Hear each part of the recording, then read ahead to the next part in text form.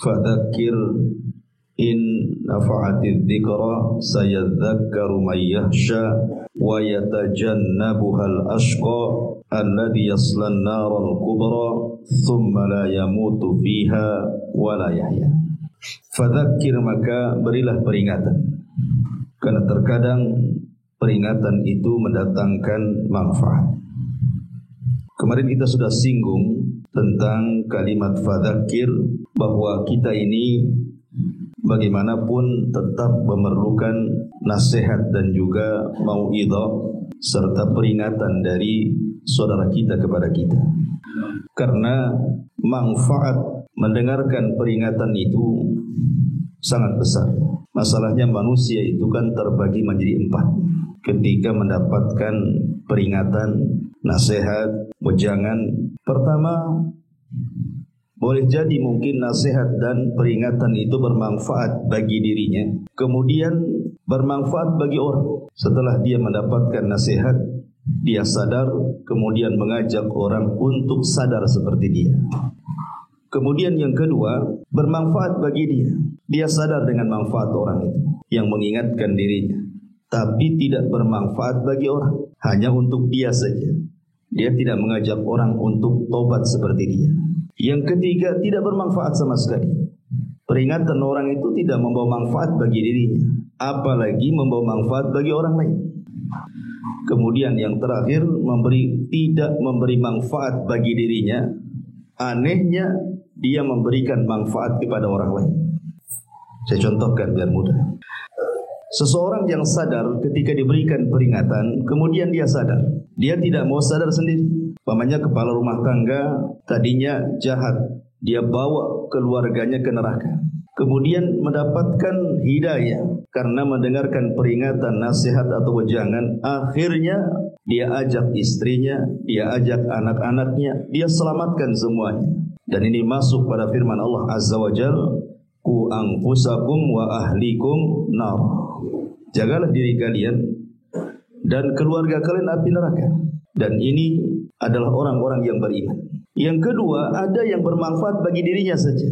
Dia sadar, tetapi dia tidak mengajak orang. Kebenaran yang sudah dia terima itu hanya dia saja yang melakukannya. Dia tidak berani mengajak orang untuk hijrah sama seperti dia. Dan tentu sikap seperti ini tidak benar, karena Allah mengatakan dalam suratul Asr tentang kesempurnaan sifat seorang mukmin itu ada 4. Pertama ilmu, yang kedua amal, yang ketiga dakwah, dan yang keempat sabar. Illal ladzina amanu, artinya ilmu, wa amilus shalihat, setelah punya ilmu dia beramal saleh, setelah beramal saleh dia wa tawassaw bil haq, berdakwah, setelah dia berdakwah wa tawassaw bis sabr, dia sabar. Ulama mengatakan urutan pertama dan yang kedua memperbaiki diri sendiri, tapi urutan yang ketiga dan keempat memperbaiki orang lain. Artinya ilmu juga harus didakwahkan. Ini yang kedua. Yang ketiga, ada yang sama sekali tidak bermanfaat. Mereka berpaling dari peringatan, seperti orang-orang kafir yang Allah katakan a'anzartahum am lam tunzirhum la yu'min. Kau beri peringatan, mereka tidak diberi peringatan, tetap mereka tidak beriman. Jadi ada orang-orang yang luar biasa berpaling dari peringatan, tidak mau mendengar peringatan. Dan ini bahaya, karena ini akhlaknya orang-orang kafir. Kemudian yang keempat, tidak manfaat bagi dia, tetapi dia tularkan kepada orang lain. Boleh jadi mungkin dia mendengar ceramah, peringatan, tidak boleh berzina, tidak boleh minum khamar, tidak boleh ini, tidak boleh itu. Tapi dia tidak manfaat, tetap saja minum, tetap saja zina, tetap saja dia berdusta dan begitu seterusnya.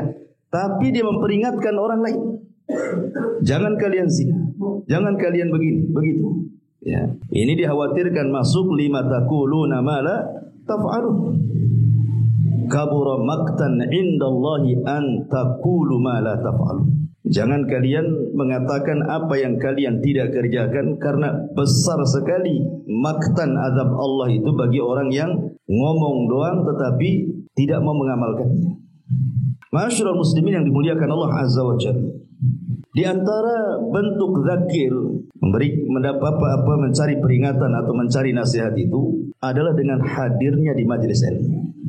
Kalau Anda ingin mendapatkan peringatan, nasihat-nasihat, hadir di majelis ilmu. Karena orang yang jarang hadir di majelis ilmu itu sangat membahayakan, sangat-sangat membahayakan. Perhatikan firman Allah Subhanahu wa taala, Allah mengatakan, "Wa idza ma unzilat suratun nadhara ba'duhum ila ba'din hal yarakum min ahadin thumma sarafu sarafallahu qulubahum bi annahum qaumul la yafqahun." Dan apabila diturunkan satu surat satu sama yang lainnya, maksudnya ketika turun wahyu kepada Nabi SAW, maka orang-orang musyrik itu memandang satu dengan yang lainnya, kemudian saling berkata, adakah seseorang dari kaum muslimin yang melihat kalian? Setelah itu mereka pun pergi. Allah memalingkan hati mereka disebabkan mereka adalah kaum yang tidak memahami wahyu. Dari sini istinbat ayat, kata para ulama, orang yang menjauh daripada majlis-majlis ilmu, berpaling secara badan, tidak suka mendengarkan ayat Al-Quran, hadis-hadis Nabi, ditinggalkan dia, maka Allah akan palingkan hatinya. Kalau sudah dipalingkan hatinya, ini bahaya. Nabi sendiri sebutkan dalam hadis Ummu Salamah, doa yang paling banyak diucapkan Nabi itu apa? Ya muqallibal qulub, tsabbit qalbi ala din. Ini doa yang selalu dipanjatkan Nabi. Wahai zat yang membolak-balikan hati, tetapkan hatiku di atas agama. Bagaimana kalau Nabi SAW saja yang menerima wahyu dari Allah? Itu pula doa yang selalu dibacakan Nabi SAW dalam kesehariannya. Padahal tidak mungkin Nabi sesat. Tetapi begitulah ibrah, pelajaran bahwa hati ini mudah berpaling. Makanya orang yang jarang hadir di majelis taklim itu membahayakan hatinya. Dia akan condong kepada kesesatan, condong kepada syahwat dan syubhat. Dari sini ada sebuah hadis dari Abi Waqid Al-Harith bin Auf radhiyallahu anhu. Nabi SAW pernah suatu ketika menyampaikan pengajian, ceramah seperti ini. Datanglah 3 orang masuk ke majelis Nabi. Yang satu mendekat kepada Nabi, yang satu menjauh dari Nabi, duduk paling belakang. Yang satu pula berpaling, tidak mau hadir, pulang. Setelah kemudian selesai ngaji, Nabi SAW mengatakan kepada para sahabatnya, Ala ukhbirukum bin nafari thalatha. Maukah kuhabarkan kepada kalian tentang 3 orang yang tadi masuk ke masjid itu? Kemudian Rasul mengatakan, amma ahaduhum fa'awa ilallah fa'awahu Allahu ilaih, wa ammal akhar fastahya Allahu minhu, wa ammal akhar fa'arad. Di sini sahihnya fa'arada Allahu anhu. Adapun yang pertama yang masuk ke majelis duduk paling depan, berarti dia mencari perlindungan Allah, Allah lindungi dia. Adapun dia masuk cari tempat duduk paling belakang, padahal di depan masih kosong, dia malu-malu, Allah pun malu dengan dia. Adapun yang berpaling, di sini syahid. Adapun yang berpaling tidak mau masuk ke majelis Nabi, maka Allah palingkan sekalian badannya dan hati-hatinya. Dan kalau Allah sudah memalingkan dari hambanya, ini sangat membahayakan. Kenapa? Karena dia tidak akan mendapatkan rahmat dari Allah. Dia akan dijauhi dari rahmat dan didekatkan dengan laknat. Dan pada hari kiamat Allah tidak akan memandang dia. Allah akan palingkan wajahnya dari dia. Dan kalau Allah Subhanahu wa taala sampai memalingkan wajahnya dan tidak melihat kita, maka inilah Allah katakan wasayujannabuhal ashqa. Maka orang-orang yang mereka berpaling, yatajannabuha, menghindar, menjauh. Ini kembali kepada peringatan. Maka siapapun yang menjauh dari peringatan itu, kata Allah, al-ashqa, maka dia orang yang paling celaka. Dan lawan celaka itu bahagia. Tempat orang bahagia itu di surga, tempat orang celaka itu di neraka. Makanya Allah mengatakan alladzi yaslan naral kubra, yaitu orang-orang yang akan memasuki api neraka yang sangat besar. Kenapa di sini Allah mengatakan kalimat kubra, api neraka yang sangat besar, menunjukkan ini bukan api dunia. Seandainya antum kumpulkan api dunia nih, semua antum kumpulkan satu dunia api ini, sak lahar-laharnya, kemudian barakinnya, api-api yang dalam lautan, yang dalam perut bumi, dikumpulkan semuanya. Itu kecil dibandingkan dengan api neraka. Jadi di sini Allah sedang menceritakan tentang api neraka dan kengeriannya. Yang Allah katakan, "Tsumma la yamutu fiha wa la yahya." Selanjutnya di sana dia tidak akan mati dan tidak pula hidup, artinya tersiksa selamanya. Maka kajian di malam hari ini kita akan fokuskan mengenal neraka. Apa sifat-sifatnya? Bagaimana kengeriannya? Bagaimana azabnya? Apakah setiap mukmin juga ada yang masuk neraka? Apakah orang yang masuk neraka tidak akan keluar dari neraka lagi? Dan begitu seterusnya. Nanti kita akan bentangkan, kita akan kenalan seperti apa neraka itu. Ma'asyiral muslimin yang dimuliakan Allah Subhanahu wa taala. Ahli sunnah wal jamaah meyakini bahwa surga dan neraka itu keduanya sudah dicipta. Dan ini menyelisih keyakinan orang-orang Jahmiyah dan juga orang-orang falasifah ahli kalam, yang sebagian mereka mengatakan bahwa neraka belum tercipta. Bahkan sebagian mereka mengatakan bahwa keduanya tidak kekal. Dan ini sangat bertentangan dengan banyak dalil. Tapi ada juga yang ekstrim seperti Khawarij dan Mu'tazilah. Kalau orang masuk neraka, dia tidak akan keluar darinya, walaupun dia seorang mukmin. Kalau dia sudah masuk neraka, tidak akan keluar. Makanya orang-orang Khawarij ketika menghukumi para pelaku dosa besar, mereka mengatakan kafir di dunia, kekal di neraka. Tapi orang-orang Mu'tazilah, mereka banci. Apabila ditanya tentang para pelaku dosa besar di dunia, mereka tidak katakan kafir, tapi tidak mengatakan mukmin juga. Manzilatun baina manzilataini, antara mukmin dan kafir. Tapi di neraka hukumnya sama dengan Khawarij. Kalau sudah masuk, gak akan keluar lagi. Dan ini akan bertentangan dengan banyak riwayat tentang syafaat. Bukankah syafaat itu salah satunya yang menyelamatkan orang yang masuk neraka kan? Selama dia tidak musyrik, tidak kafir. Artinya selama mereka ahli tauhid yang ahli maksiat, hukuman mereka tahta masyiatillah, di bawah kehendak Allah Subhanahu wa taala, berdasarkan firman Allah Azza wa Jalla, "Innallaha la yaghfiru an yushraka bihi wa yaghfiru ma duna dzalika liman yasha." Allah itu tidak akan mengampuni dosa syirik saja. Adapun selain syirik itu di bawah kehendak Allah. Allah mau langsung masukkan ke surga. Kalau Allah mau diadab di neraka, kemudian dengan syafaat dia diselamatkan. Atau kalau sudah tidak ada syafaat, maka mereka akan diselamatkan dengan rahmat kasih sayang Allah Subhanahu wa taala. Ma'asyiral muslimin yang dimuliakan Allah Subhanahu wa taala. Adapun apa itu definisi neraka itu? Ma'asyiral muslimin yang dimuliakan Allah Subhanahu wa taala, neraka itu disebutkan oleh para ulama darul adab allati a'addaha Allahu lil kuffari wal munafiqina wal usati fil akhirati. Dia sebuah tempat yang penuh dengan siksaan di dalamnya, yang Allah peruntukkan untuk orang-orang kafir, Allah peruntukkan untuk orang-orang munafik dan orang-orang ahli tauhid yang bermaksiat. Itulah definisi neraka. Maka kebalikannya definisi surga, darun a'addallahu lil muttaqin, sebuah tempat yang penuh dengan kenikmatan yang diperuntukkan untuk orang-orang yang bertakwa. Ma'asyiral muslimin yang dimuliakan Allah Subhanahu wa taala. Bicara lebih jauh tentang neraka, di mana letak neraka itu? Allah Subhanahu wa taala mengatakan ketika bicara tentang letak neraka, Allah mengatakan kalla inna kitabal fujjari lafi sijin. Sesungguhnya catatan orang-orang jahat, orang-orang fajir diletakkan di sijin. Artinya bahwa neraka itu berada di sijin. Sijin itu di mana? Di bawah dasar bumi yang paling dalam. Tentu maksudnya bumi bukan yang bumi yang kita pijak, tapi bumi kelak yang akan diganti di hari manusia dikumpulkan di padang mahsyar.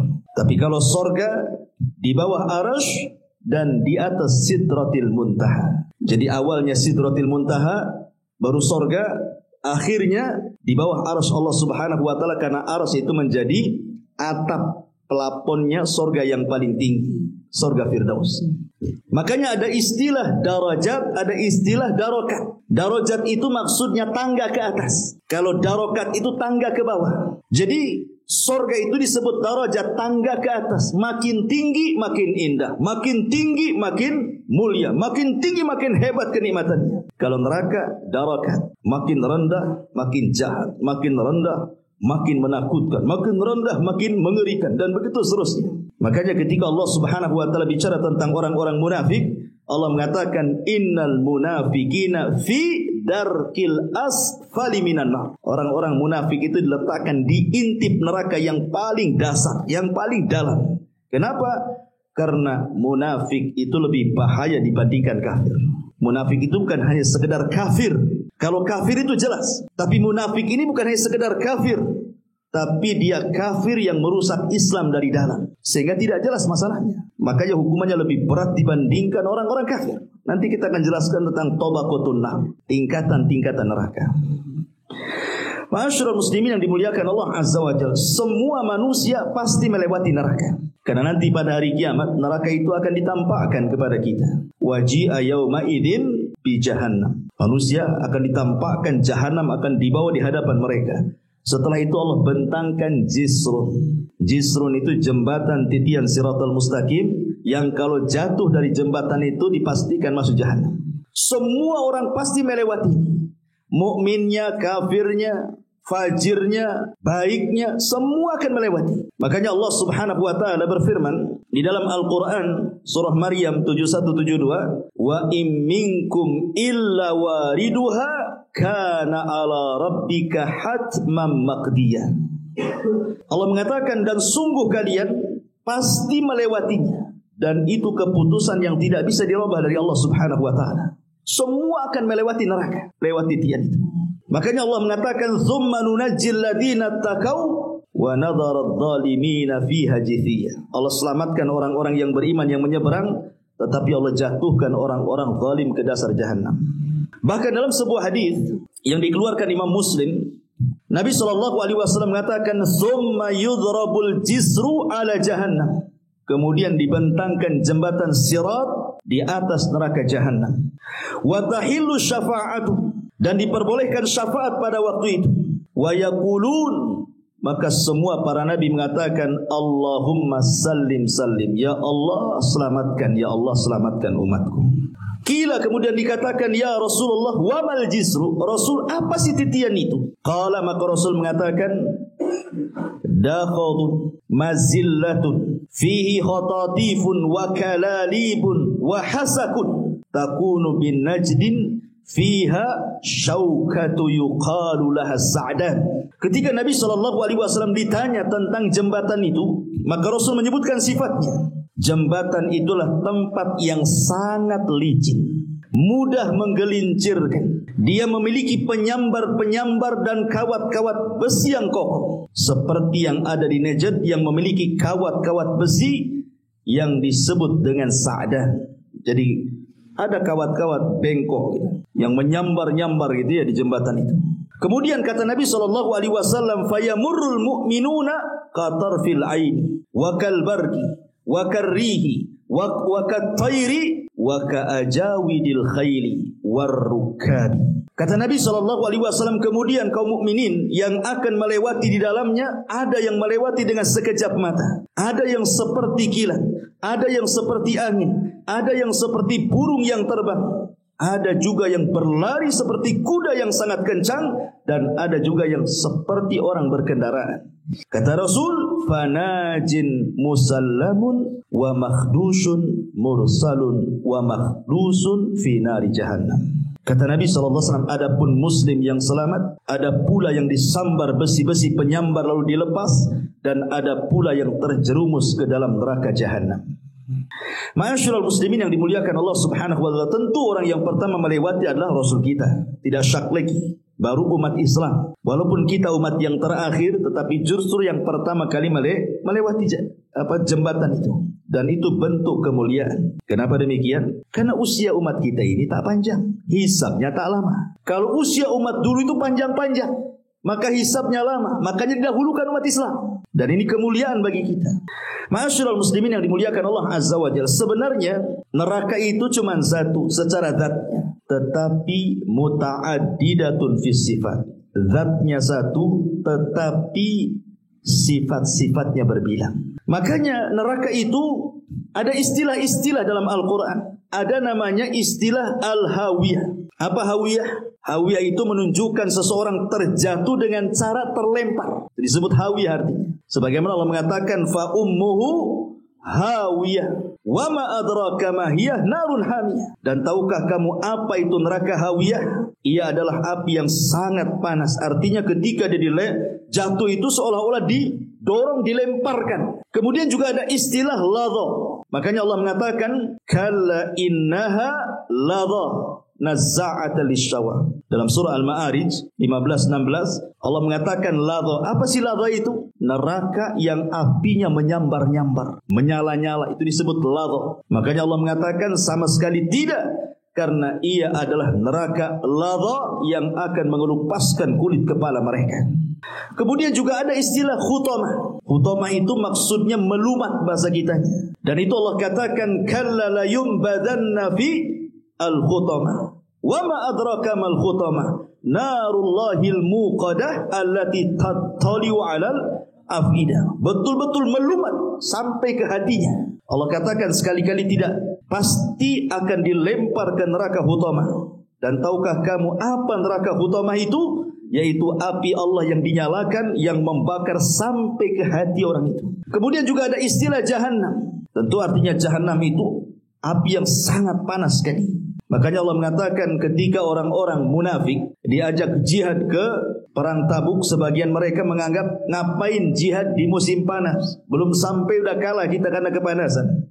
Maka turun ayat kul naru jahannam asyaddu harran law kanu yafqahun. Katakan ya Muhammad kepada orang-orang munafik itu, neraka jahannam lebih panas kalau seandainya mereka tahu.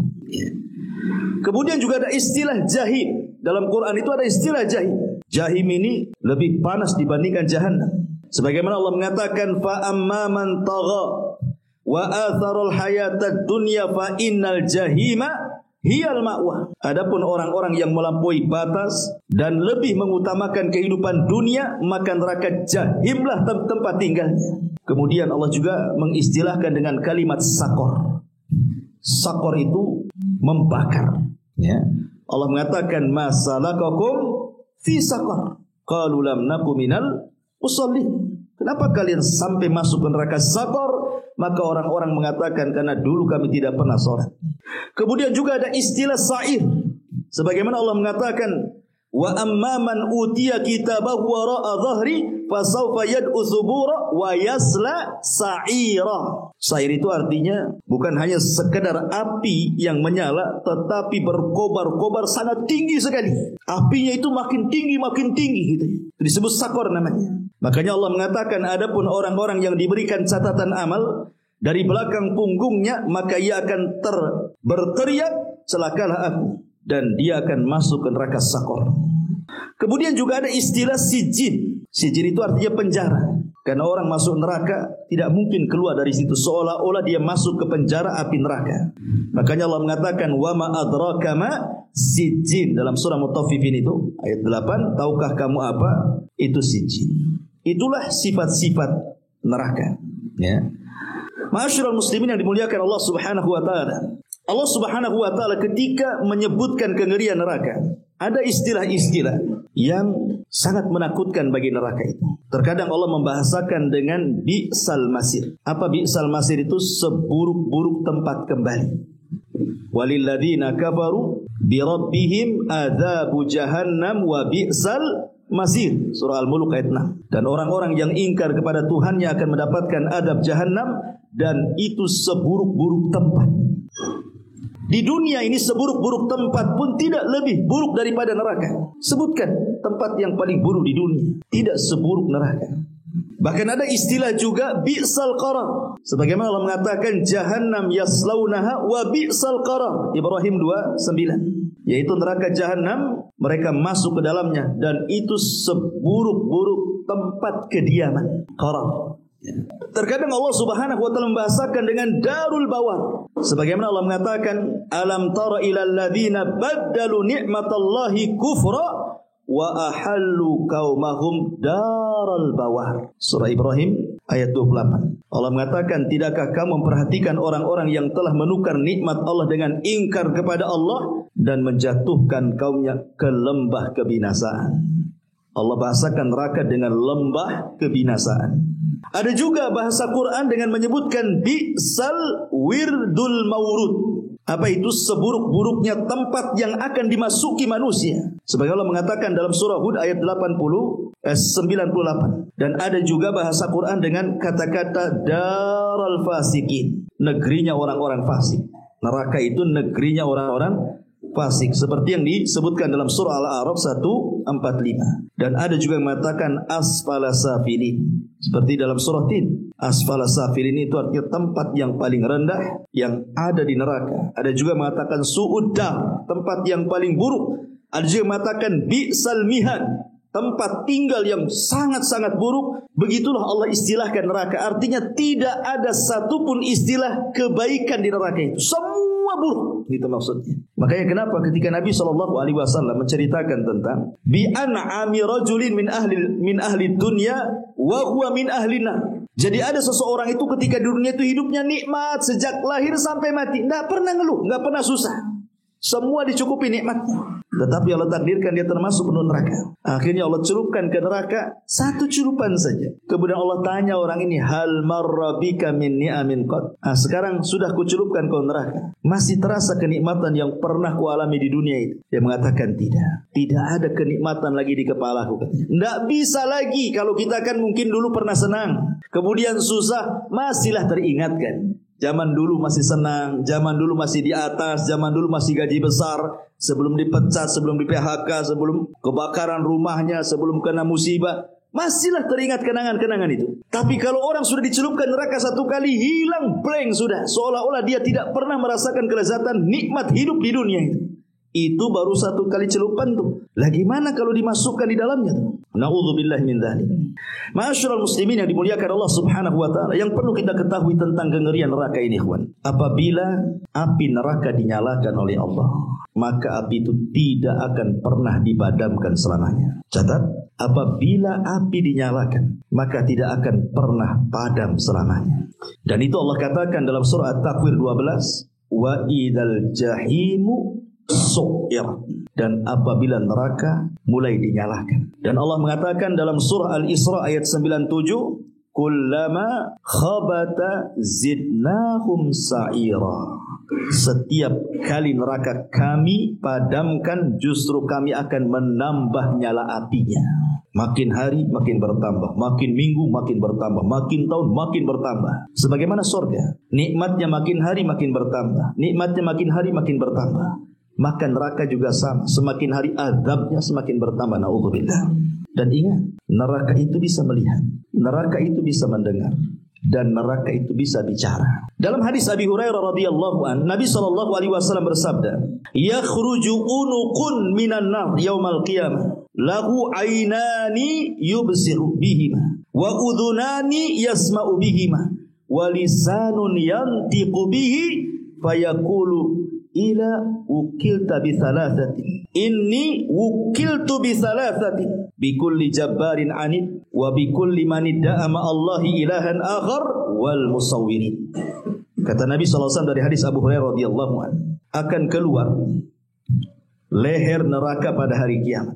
Dia memiliki dua mata yang melihat, dua telinga yang mendengar, dan satu lisan yang akan bicara. Artinya neraka itu melihat, mendengar, dan bicara. Kemudian neraka akan mengatakan, aku diberi tugas oleh Allah untuk mengazab 3 kelompok. Setiap orang yang sombong dan keras kepala, setiap orang yang berdoa kepada selain Allah bersama Allah, dan orang-orang yang menggambar, maksudnya menggambar makhluk hidup yang bernyawa. Hadis ini sahih dikeluarkan oleh Imam At-Tirmidzi. Bahkan dalam surah Al-Furqan ayat 12 Allah katakan, idza ra'aitahu min makanin ba'id sami'u laha taghayyudan wa zafira. Jadi neraka itu kalau melihat dan sangat marah kepada orang-orang yang Allah marah kepadanya. Jadi Allah semakin marah, neraka ikut marah juga sama orang itu. Makanya Allah mengatakan apabila neraka itu melihat mereka, orang-orang yang dimurkai Allah itu dari tempat yang jauh,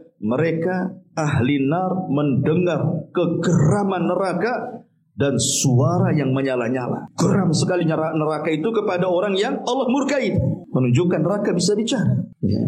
Ma'asyiral muslimin yang dimuliakan Allah Subhanahu wa taala, bahkan tidak ada yang bisa menandingi siksaan neraka dengan siksaan dunia. Seperti apalah siksaan dunia? Paling tinggi dimutilasi kan?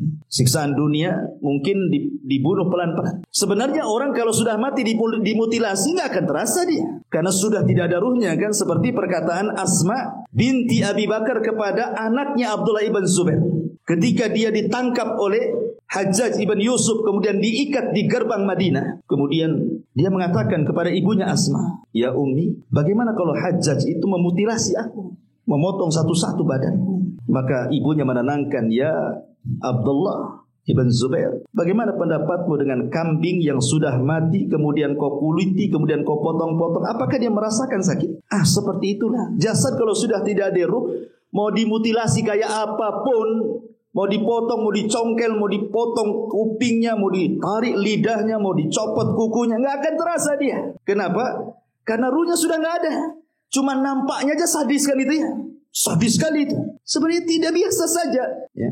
Orang yang mati tidak dimutilasi dengan orang yang mati dimutilasi itu sama saja sakitnya ketika dicabut ruhnya itu saja. Selebihnya tidak akan merasakan. Antum mau digeret dia dengan tambang pakai mobil di tanah aspal dari sini kena goyah pun dia tidak mungkin terasa. Ruhnya sudah nggak ada. Itu maksudnya. Dan kalau seandainya kita kumpulkanlah, coba raja mana yang paling bengis mengadab manusia? Ashabul Ukhdud, Fir'aun ketika membunuh bayi-bayi, Namrud ketika membunuh kesewenang-wenangannya dan begitu seterusnya. Tidak ada yang bisa menandingi siksaan neraka dibandingkan dengan dunia. Makanya Allah katakan dalam surah Al-Fajr ayat 25, "Fayauma idzin la yu'adzibu adzabahu ahad." Pada hari itu tidak ada yang mengadab seperti adab Allah. Enggak ada. Ya.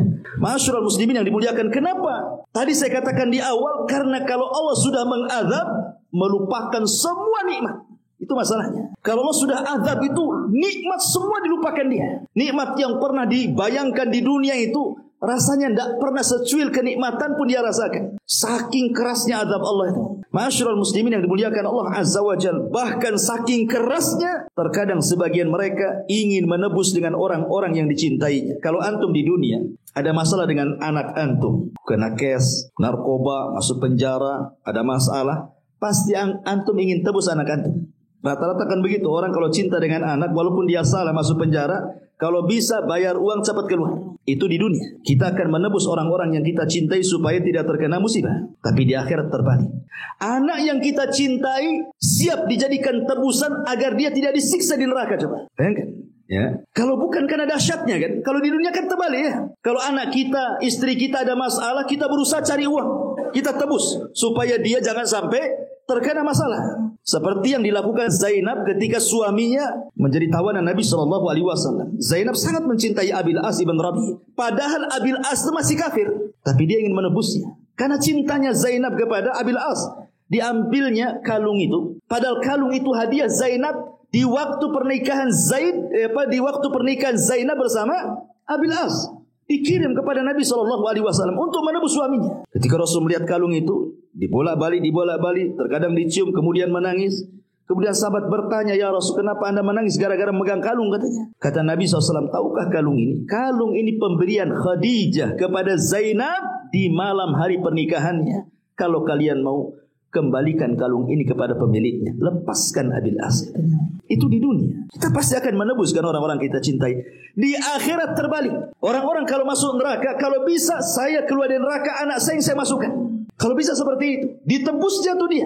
Makanya Allah mengatakan dalam surah Al-Ma'arij ayat 11-14, "Yawaddul mujrim law yaftadi min adzabi yawma idzin bibani wa sahibatihi wa akhi wa fasilatihi allati tuwi wa man fil ardi jami'an thumma yunji." Katanya. Orang-orang kafir berangan-angan andai kata bisa menebus azab itu saat itu dengan anak-anak yang dicintainya, istri yang dicintainya, saudara laki-laki yang dicintainya, keluarga yang dicintainya, dan semua yang ada di permukaan bumi, kalau perlu dimasukkan ke neraka, dia yang keluar.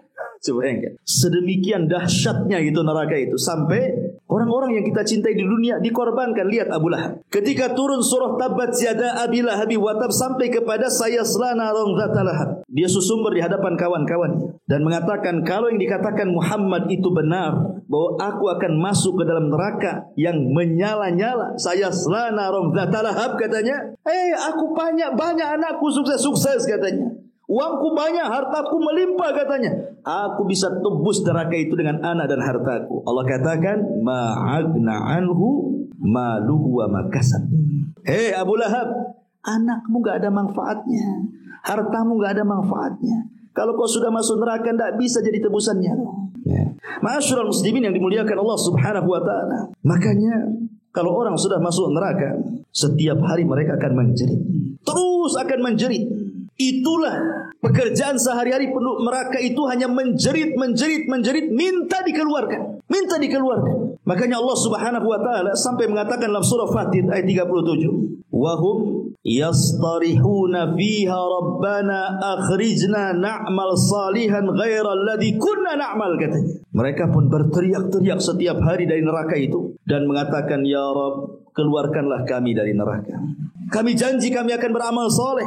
Kami janji akan beramal soleh, amalan lain dari apa yang sudah kami amalkan. Manfaat? Tidak manfaat. Mereka menjerit-jerit tidak akan manfaat. Karena mustahil.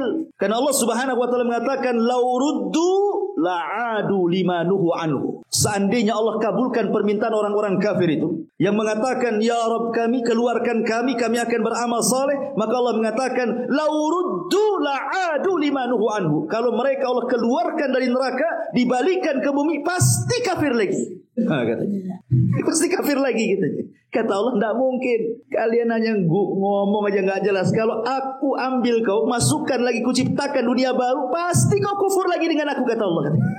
Sudah di situ saja. Subhanallah. Ya. Sehingga sebagian mereka karena tidak digubris, mereka pun meminta kepada para malaikat penjaga neraka, malaikat Malik, agar meminta kepada Allah supaya mereka mati saja daripada hidup. Permintaan mereka, setelah 1000 tahun mereka disiksa, kata para ulama, ada yang mengatakan 100 tahun mereka disiksa di neraka, mereka memanggil-manggil malaikat Malik penjaga neraka. Wa nadau ya Malik, dalam surah Zuhruf 77, wa nadau ya Malik liyaqdi alaina rabbuk qala innakum makithun. Qala innakum makithun, katanya. Dan mereka memanggil, wahai Malik, hendaklah Rabbmu mematikan kami saja. Minta kepada Allah agar Allah itu mematikan kami saja di sini. Malik berkata, sungguhnya kalian akan tetap tinggal di neraka. Enggak ada keringanan sedikit pun.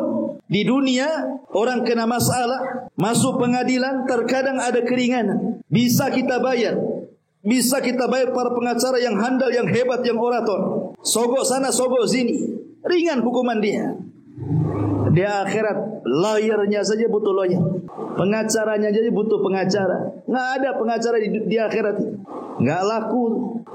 Ma'asyiral muslimin yang dimuliakan Allah Azza wa Jalla, kenapa kemudian mereka sampai menjerit-jerit minta dikeluarkan, lebih baik mati dibandingkan hidup? Karena mereka merasakan panas yang luar biasa. Antum jangan lagi di neraka. Antum saya kurung di satu ruangan, atasnya pakai seng, pakai asbes, gitu kan? Jangan ada kipas, jangan ada AC, sehari saja kayak di sauna antum. Wah, ada sibuk antum kedua. Padahal cuman nggak ada AC, nggak ada kipas, nggak ada angin ventilasi, pengap di situ kan? Kita udah susah tuh. Semana orang ini udah betul-betul masuk ke api neraka, yang Nabi SAW mengatakan bahwa api dunia ini hanya 1 bagian dari 70 bagian. Dalam riwayat yang lain 100 bagian api neraka. Itu saja kalau dinyalakan di dunia sudah terbakar satu dunia ini. Bagaimana kalau yang digabungkan 70-nya atau yang 100-nya itu? Seperti apa panasnya? Ma'asyiral muslimin yang dimuliakan Allah Azza, makanya Allah mengatakan narun hamiyah, api yang sangat panas, api yang dipanaskan. Cukup tidak? Wa ashabus shimal, ma ashabus shimal fi samumin wa hamimin wa dhillum min yahmum. Wa dhillun min yahmum. Apa kata Allah? Dan golongan kiri, siapakah golongan kiri itu? Dalam siksaan angin yang amat panas dan air yang amat mendidih dan naungan asap yang sangat hitam tebal. 3. Allah katakan angin. Jadi sudah panas. Biasanya kalau kita panas, anggaplah kita berdiri di tengah sawah, panas nih terik matahari, adalah angin yang mengurangi rasa panas, ya kan? Ada angin yang mengurangi rasa panas. Ini angin yang datang bukan mengurangi rasa panas, makin panas lagi. Atau orang umpamanya ingin bernaung, nggak ada pohon, paling cari awan. Ini awan matahari sudah agak ke barat kan, biasanya awan menutupi matahari itu, ya, agaklah teduh sedikit. Rupanya bukan awan, asap pula membawa panas dari atas. Subhanallah. Udah asap di atas bawa panas, angin pula bawa panas, dia pula di neraka yang panas. Seperti apa itu? Ya wajarlah orang itu menjerit-jerit. Ya. Masyaallah muslimin yang dimuliakan Allah Subhanahu wa taala. Bahkan saking panasnya neraka itu, sampai ke bumi panasnya. Panasnya neraka itu sampai ke bumi. Makanya kenapa Nabi SAW melarang kita untuk sholat ketika matahari di atas kepala. Apa kata Rasulullah? Abridu bidzuhri. Abridu bidzuhri. Fa inna syiddatal harri min faihi jahannam, kata Rasul. Teduhkanlah, dinginkanlah pelaksanaan sholat duhur. Biar dia tergelincir dulu matahari itu ke barat, agak terus sedikit. Kenapa? Karena panas yang sangat terik di matahari di atas kepala itu adalah panas neraka jahannam yang dihembuskan ke dunia. Ya, saking panasnya sampai kita rasakan ke dunia. Padahal jarak neraka dengan surga itu tak berantah. Ma'asyiral muslimin yang dimuliakan Allah Subhanahu wa taala. Masalahnya neraka itu tidak semua panas. Ada juga yang dingin. Jangan salah. Tapi kalau sudah dingin bersangatan, siapa yang tahan kan? Coba antum 1 minggu di kulkas, apa enggak jadi es tuk-tuk? Subhanallah ya. Makanya Allah mengatakan, la yadzuquna fiha bardan wala syaraban illa hamiman wa ghassaqa. Mereka tidak merasakan kesejukan di dalamnya dan tidak pula mendapatkan minuman selain air minum yang mendidih dan air yang sangat dingin. Ghassaq ini, kata para ulama tafsir mengatakan, dia adalah air nanah penduduk neraka yang sangat dingin. Kalau diminum itu membekukan semua badan, mematikan semua urat, mematikan jantung, semuanya mati. Dan kita saja ya, kalau punya penyakit gusi, minum, ambil es saja sedikit kan, mana rasanya? Nggak mau orang lagi. Sampai banyaklah iklan-iklan pasta gigi itu, kalau pakai ini nggak apa-apa, es dikunyah pun nggak apa-apa. Kita coba tetap juga sakit. Rupanya iklan saja. Masyaallah muslimin yang dimuliakan Allah Azza wa Jalla. Lihat hadis Nabi SAW mengatakan, ishtakatin nar ila rabbiha faqalat rabbi akalani ba'di ba'dhan fa'adina laha binafasai, nafasin fis syita wa nafasin fis saifi, fa ashaddu ma tajiduna minal har wa ashaddu ma tajiduna minal zamharir. Neraka mengadu kepada Rabb. Neraka kan sudah saya katakan dia bisa bicara dia. Mengadu tuh neraka itu sama Allah. Ya Rabb, sebagian kami memakan sebagian yang lain. Neraka yang dingin memakan neraka yang panas, neraka yang panas memakan yang dingin. Ya. Bergaduh tuh dua neraka. Maka kemudian Allah berfirman kepada neraka, jika demikian, maka engkau akan dapat bernafas 2 kali. 1 nafas di musim dingin dan 1 nafas di musim panas. Maka itulah panas yang paling panas dan dingin yang paling dingin. Kalau datang panas, itulah panas yang luar biasa. Kalau datang dingin, itulah dingin yang luar biasa. Dingin itu bukan berarti mengenakan, tidak. Terkadang lebih bahaya dibandingkan panas. Ya. Masyaallah muslimin yang dimuliakan Allah Subhanahu wa taala. Sementara kita tahu bahwa kalau antum zaman baheula, zaman dulu belum ada gas, baik listrik ataupun gas tabung, semua orang membuat perapian dengan kayu. Sibuklah orang ke hutan, sibuk orang ke kebun cari dahan untuk masak. Tapi bahan bakar neraka itu bukan dari kayu. Allah katakan, ya ayyuhalladzina amanu qu anfusakum wa ahlikum nara wa quduhan nas wal hijarah. Hai orang-orang yang beriman, peliharalah dirimu dan keluargamu dari api neraka yang bahan bakarnya, lihat, Allah dahulukan manusia dulu. Bahan bakar neraka itu manusia, baru setelah itu batu. Ya, didahulukan manusia. Bahan pokok, bahan bakarnya neraka itu manusia dulu, baru batu.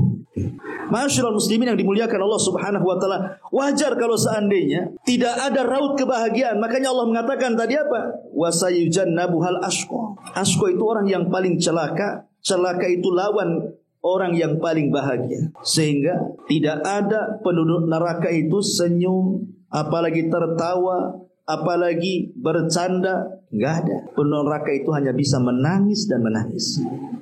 Perhatikan Allah mengatakan dalam surah Al-Anbiya 100, lahum fiha zafirun wa hum fiha la yasma'un. Mereka merintih, menangis dalam api neraka, dan mereka di dalamnya tidak bisa mendengar. Subhanallah, dihilangkan pendengarannya. Dari Abdullah ibn Qais radhiyallahu an, Nabi SAW bersabda, inna ahlan nar la yabkuna fin nar hatta law ujriyatis sufun fi dumu'ihim lajara thumma innahum la yabkuna dama ba'da dumu'i wa bimithli ma hum fihi. Subhanallah.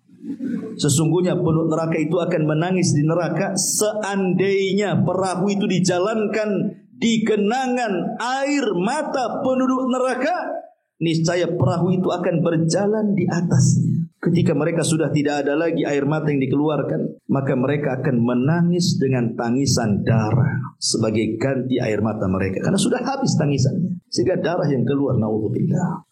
Dan mereka setiap hari melolong, ikhwan, setiap hari menjerit, setiap hari melolong.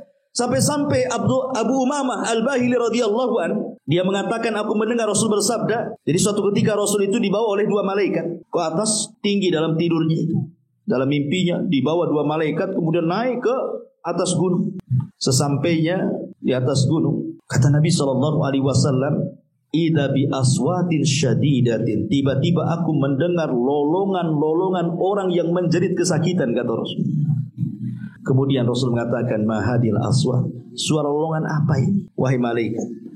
Qalu, maka malaikat ini mengatakan, hada ghawa'u ahlin nar, ini adalah lolongan-lolongan penduduk neraka. Subhanallah. Ya, Ma'asyiral muslimin, wajar kalau seandainya Nabi SAW ketika dimi'rajkan ke langit, kemudian diperlihatkan neraka. Kemudian Rasul menceritakan di hadapan para sahabatnya sampai mengatakan, kata Rasul, walladzi nafsu Muhammadin biyadi, demi yang jiwa Muhammad di tangannya, law ra'aitum ma ra'aitu labakaitum katsiran wa la dhahiktum qalila. Kalau kalian tahu apa yang kulihat, pasti kalian sedikit tertawa dan banyak menangis.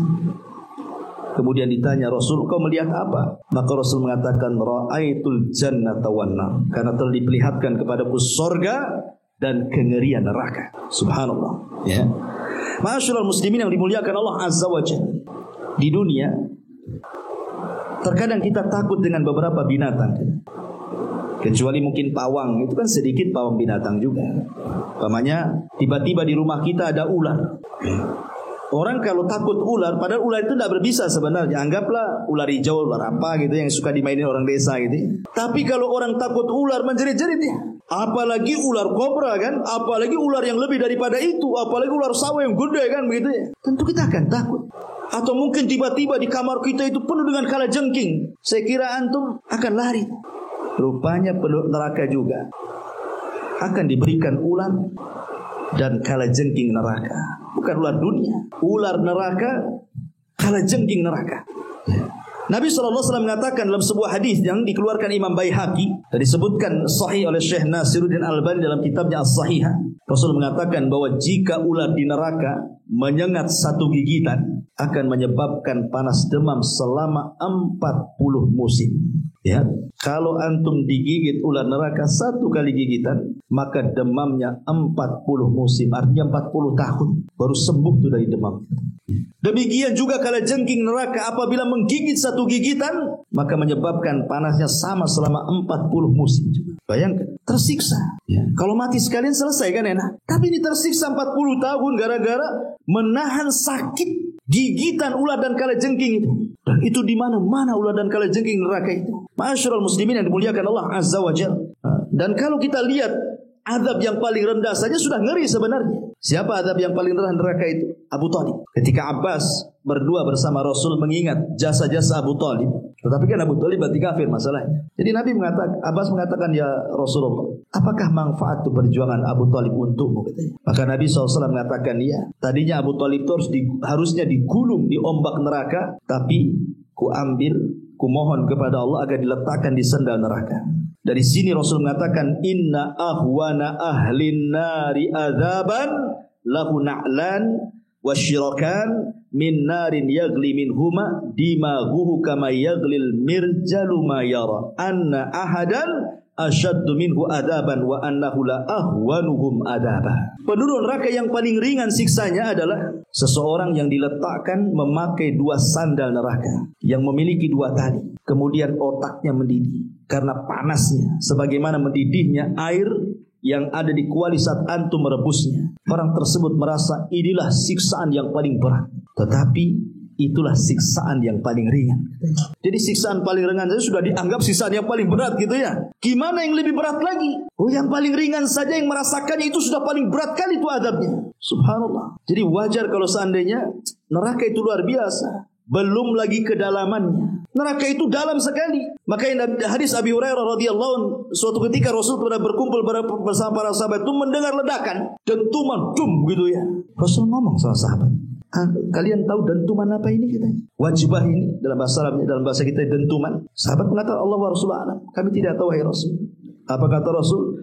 Hada hajarun rumiyah bihi fi nari jahannam mundu sab'ina kharifan fahuwa yahwi fi nari ilal an hatta intaha ila qa'riha. Itu batu segede unta kata Rasul yang dijatuhkan dari titian kemudian jatuh sampai ke neraka jahanam, baru sampai di dasarnya 70 tahun lamanya. Bayangkan kalau orang jatuh dari titian itu, berarti 70 tahun melayang baru sampai di jahanam tuh. Saking dalamnya lembah itu. Antum jangan cerita, antum jatuh dari atap saja 3 meter. Sakitnya luar biasa. Itu 70 tahun baru sampai di jahanam. Gimana ceritanya? Ya. Masyarul muslimin, dan orang yang masuk neraka itu banyak. Sampai-sampai dalam sebuah hadis Adam pernah dipanggil oleh Allah Subhanahu wa taala. Kemudian Allah mengatakan kepada Adam, "Ya Adam, akhrij bi'tsan nar." Adam, keluarkan dari turunanmu yang pantas masuk neraka katanya. Kemudian Adam mengatakan, "Wa ma ba'tsun nar?" Apa yang dimaksud dari umatku utusan-utusan yang akan masuk ke neraka itu ya Rabb? Qala, maka Allah mengatakan, "Min kulli alfin tis'umi'atin wa tis'atun wa tis'ina." Dari 1000 manusia keluarkan 999, masukkan ke neraka dari turunanmu, 1 masukkan ke surga. Subhanallah. Bandingan orang masuk surga dengan neraka itu 999. Yang 1 masuk surga. Berarti kan penduduk neraka itu banyak. Ya. Banyak sekali penduduk neraka itu. Karena bandingannya 1 banding 999. Kemudian Rasul sallallahu alaihi wasallam mengatakan, "Abshiru fa inna minkum rajulan wa min Ya'juj wa Ma'juj alfa." Bergembiralah kalian, dari 1000 itu 1 dari kalian, dan 999 dari Ya'juj dan Ma'juj.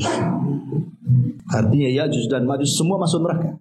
Makanya kenapa Rasul mengatakan dalam hadis, Allah berfirman kepada Nabi Isa yang ketika itu sudah berhasil membunuh Dajjal, kemudian difitnah dengan keluarnya Ya'juj dan Ma'juj dan jebolnya benteng yang dibangun Dzulqarnain itu.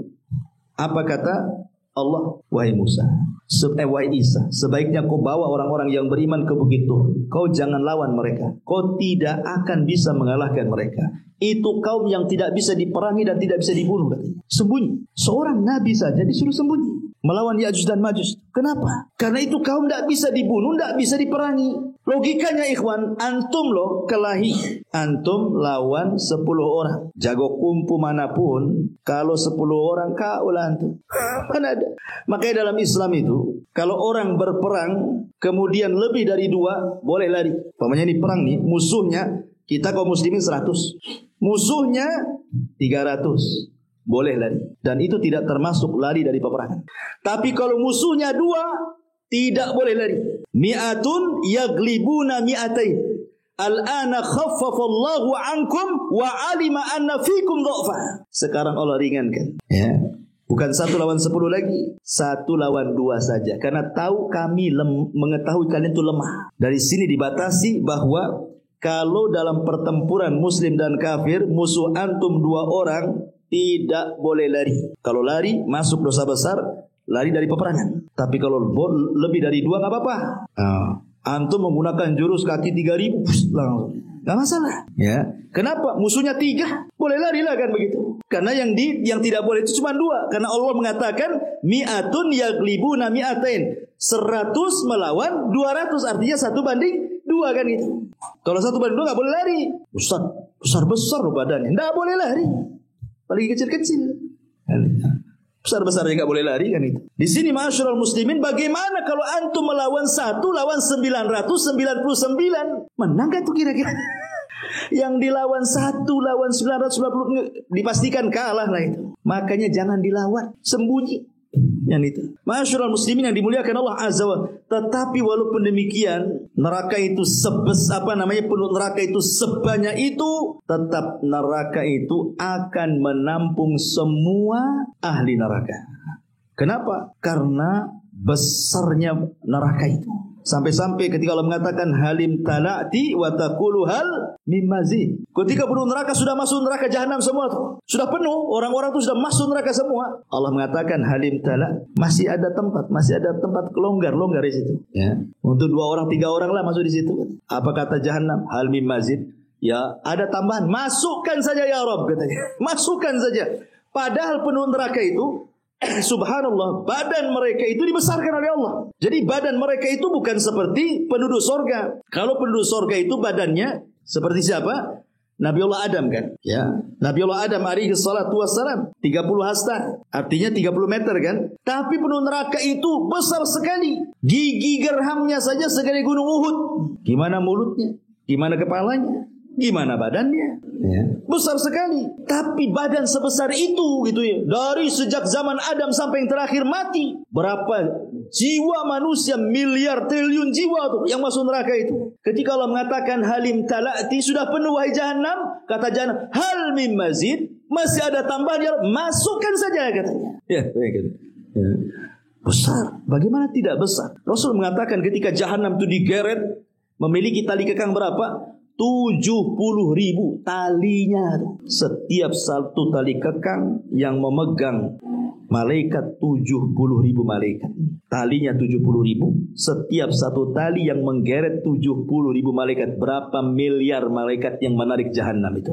Logikanya, ya kan? Besar sekali jahanam itu. Makanya dari sini ma'asyiral muslimin yang dimuliakan Allah Subhanahu wa taala, belum lagi kita cerita-cerita tentang adab batin, tersiksa, belum lagi kulit mereka terkelupas, kullama nadijat juluduhum baddalnahum juludan ghaira. Setiap kali kulit mereka terkelupas dibalikin lagi seperti ketika Rasul bercerita tentang adab kubur. Ini baru adab kubur loh. Rasul kan pernah bermimpi tentang adab kubur, di mana ada orang yang diterlentangkan, kemudian di sampingnya ada orang berdiri bawa batu. Kemudian batu dihantamkan ke kepalanya sampai hancur. Kemudian orang ini pergi cari batu lagi. Setelah kembali kepalanya balik lagi. Dihantam lagi, hancur lagi. Cari batu lagi. Pas balik lagi seperti itu. Subhanallah. Coba. Ini baru adab kubur kata pensyarah. Karena hadis dalam Sahih Bukhari.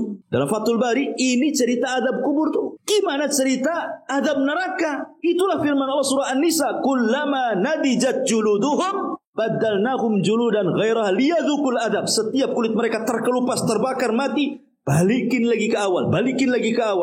La haula wala quwata illa. Sampai kapan? Ya. Sampai mereka merasakan adab Allah Subhanahu wa taala. Betul-betul. Tapi ya tergantung orang masuk neraka itu. Ada yang boleh jadi mungkin setahun dikeluarkan, 2 tahun dikeluarkan, 100 tahun dikeluarkan. Tergantung dosanya kalau dia orang mukmin yang bermaksiat kan itu. Tapi jangan pula kemudian ada istilah. Saya pernah dengar seorang artis mengatakan, ya, nggak apa-apa saya masuk neraka biar saya ketemu Lady Gaga katanya.